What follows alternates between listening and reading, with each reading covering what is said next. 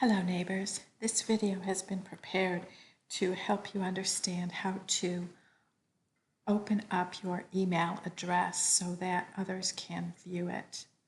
So in order to do that, what you're going to do is to go to your profile and under Update Directory Preferences,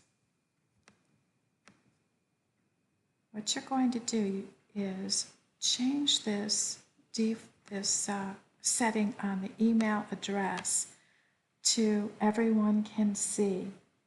You can also change it to only other members can see, but to be honest, it's the same thing because only other members can see our directory. So here I'm going to change it to everyone can see, and I'm going to save it. Now remember, unless you change this setting, none of your neighbors can view your email address. Thank you very much.